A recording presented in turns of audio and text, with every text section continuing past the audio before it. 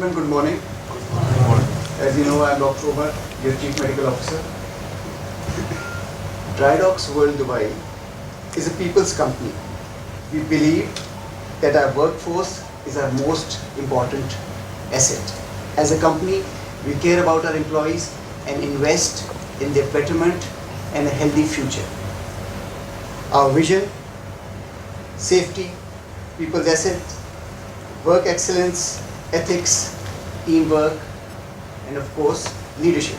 In line with the company vision, the heat management program and training is another endeavor to improve the health and safety of our employees. Without much ado, I would like to introduce my senior nurse, Sharoon, who's heading the occupational health section.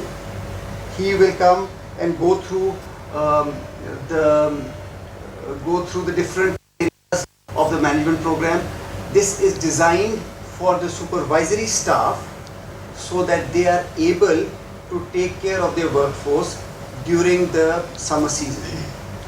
The session will be followed by a question and answer session. Thank you, Dr. Omar. Good morning. Thank you very much for joining us for Heat Management Program for Supervisory Staff for 2011. Let's move to the session of the Heat Management Program. Of the session, it is divided into 4 parts. Number 1, recognizing the risk factor. What will be the risk factors while working in heat, or what can make us ill while encountering the summer. Knowing heat illnesses, sign and symptoms. What will be the sign and symptoms if someone will get heat related illness. How to prevent heat illnesses, how we can avoid before even it occurs. What to do if heat illness occurs, what will be the treatment or what will be the first aid for the heat related illnesses. The risk factor for heat illnesses, number 1, our environment. Basically environment or the radiant heat, the sun is the main risk factor. So it's very important to assess our environment, especially for you guys while assigning the task to your team. So to assess the environment for these aspects, number 1, air temperature and humidity, the radiant heat from the sun and surrounding metal. If your work is will be in a direct exposure to sunlight, maybe in the yard, so you have to consider it, provide umbrella, shade to prevent the direct exposure. Surrounding metal, metal has a tendency to absorb heat and it can give it back. My experience, I don't know how many of you have the same experience. If you walk in the parking lot, the heat you feel while moving towards the car and when you go near to the car is completely different.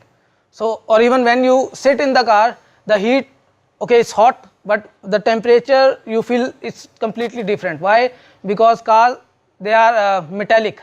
So if they are absorbing heat, they are exposed to heat, sunlight, and then they started heat generation within itself. So of course our main work is in the metallic environment, since we are the shipbuilding and new building and repair company.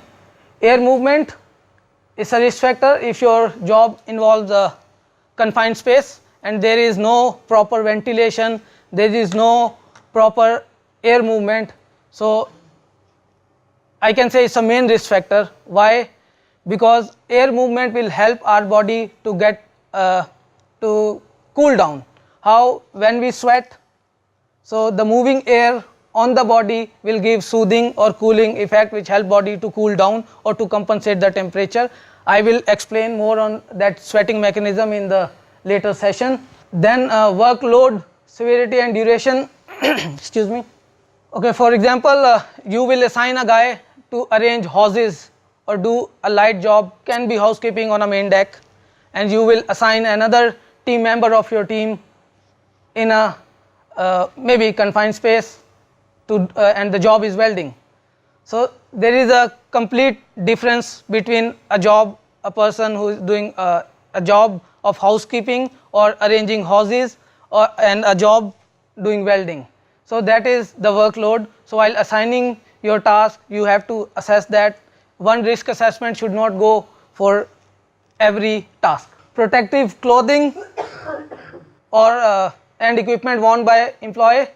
So PPE, because of PPE weight, because of that weight, or even since it's covered, our body is covered with the PPE, our sweat will not really get evaporated. So that's why PPE itself is a risk factor. Compare a person doing any routine job wearing routine PPE, which is safety goggles, boiler suit and safety shoes, and a person doing blasting.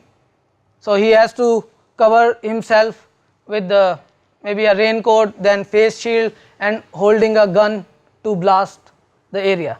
So that PPE makes the difference.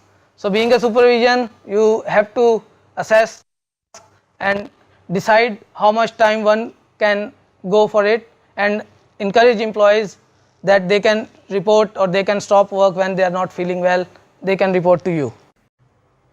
Okay, individuals or employees or our own risk factor: age, health and degree of acclimatization, water, caffeine and alcohol consumption. Okay, if you have a teammate or your colleague age of 60 year, or you can say 50 year or above, and you have a guy age 40 or above 35, in between 40 to 30. So that guy has a potential to work more if you compare that person with a person age above 50. So while assigning tasks, especially in summers, if the work really requires a muscular job or a manual handling related, so if you have a team with a different age group, so you can give that heavy work to a younger, considerably young person than older. Water, caffeine and alcohol consumption. Water, if you are drinking enough, well done, it's not a risk factor. If you are not drinking, of course it's a risk factor. So encourage yourself, encourage your employee to drink more. Alcohol and coffee or even tea, they are diuretic in nature, which make you urinate more. So because of that, our body lose body fluid and makes you dehydrated. So try to avoid these products. Physical exhaustion and lack of sleep.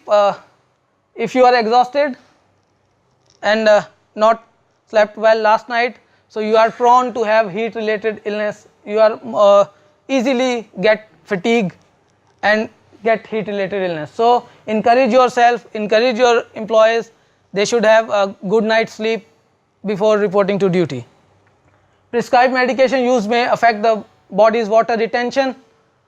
Okay, if you are on routine medicine, ideally you should consult your doctor, and generally advisable, all medication requires the water to get absorbed, or there are some medicines, as I mentioned, diuretic, which affect our kidney system, we make us urinate more. So there is a potential with that medicine to get dehydrated. So drink more and more water, and you are welcome to consult doctor. Then know the fact. Can someone tell me what is the main reason we get fatigue in summertime or while working in heat? What makes us ill basically? Okay, heat. So understand heat as hazard to health. Heat related illnesses will be developed when the amount of heat generated or absorbed by the body exceeds the loss. Like any machinery or a meter, our body has a limit. There is a level till our body can compensate the heat. If that level exceeds, so we will get ill. Is caused typically to people who are not well adjusted to hot and humid environment. So if the person is new or maybe due to any reason away from work, so they are not really adjusted with the environment or not really exposed to the that GCC temperatures. because as you know, we have a multinational workforce. So in some country weather is not, summer is not as hot as the GCC or the UAE. Okay, importance of sweat, sweating mechanism. Our skin is body's radiator, moving air over the skin increase heat exchange for cooling. Sweating is triggered whenever body reaches an internal temperature. Evaporation of sweat is another way of cooling the skin. Sweating is the most effective way to lose heat. How? It, as I was mentioning earlier, it's a natural thing. That's why those are not exposed. So it needs time. Sweating mechanism, or to compensate heat, it needs time for a body to get exposed, and then body needs time to develop that sweating mechanism. Otherwise, first day, if someone coming from Canada or maybe Russia where summer is not as hot, so the pores of the skin are not ready, or body is not ready to just react against the extreme temperature. So when body get used to it, so it will sweat accordingly, compensate accordingly. So because of that sweating we lose heat, and the air movement will help to our body to cool down. Stages of heat illnesses. Stage 1, known as heat effect. We have 3 stages, one by one I will explain. So being a supervisor or a team leader, it's very important for you to know these symptoms for yourself and for your colleagues. If you are aware, well aware, so if someone come to you stating one of these symptoms, so it can alarm you. Okay, maybe it is due to heat, so you can guide them accordingly.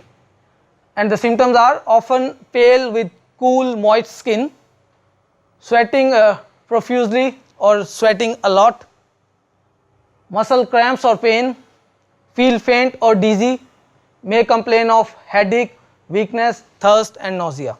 We have few symptoms here: dizziness, weakness, headache, thirst, especially that headache and dizziness.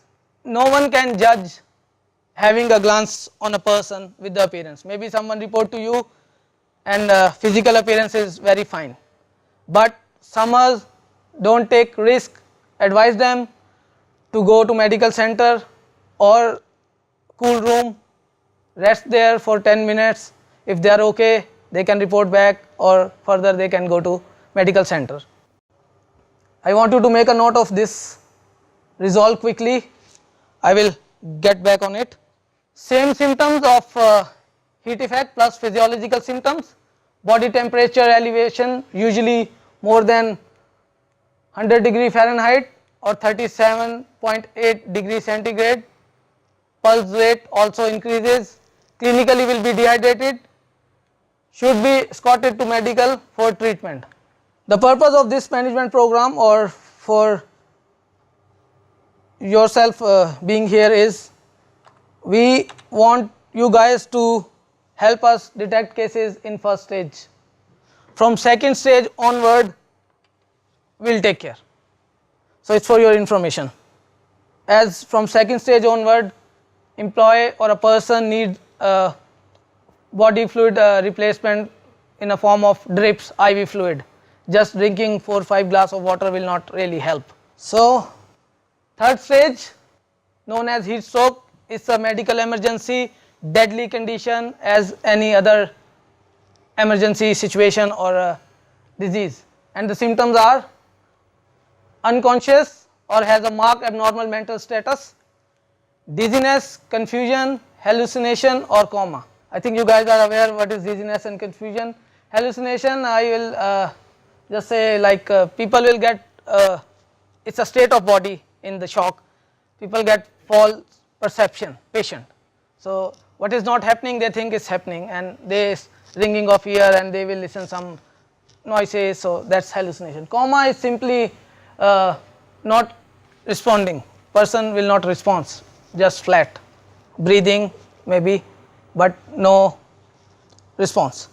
Flushed, hot and dry skin, as I was telling, that sweating is the most effective way to lose heat. So like a car needs the petrol to if you want to drive, you have to put a petrol in it. So same goes for our body for a sweating mechanism to work, you need to drink. In third stage says dry skin, because there is no water at all in the body in third stage. No water, completely dry skin. If there is water, body will compensate sweat. But if there is no water at all, dry skin. May have slightly elevated blood pressure at first, then falls later. Maybe ventilating, breathing rapidly or too fast. Body temperature of 105 degree Fahrenheit or 40.6 degrees centigrade or more. Emergency condition that need hospital admission or hospitalization.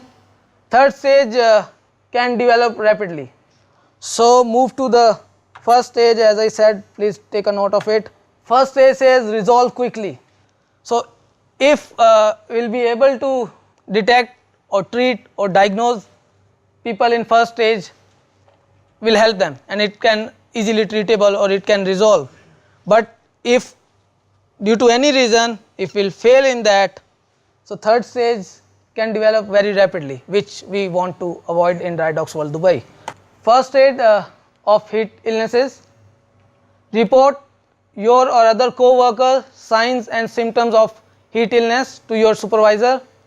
So while conducting toolbox talk, encourage employees, if they are not feeling well, please report to immediate supervision, whoever the in charge of the area, or if you see someone due to any reason or maybe because of the severity of the situation or condition, so you can report your colleagues that if he is not feeling well, so tell the supervisor or activate the emergency system of work.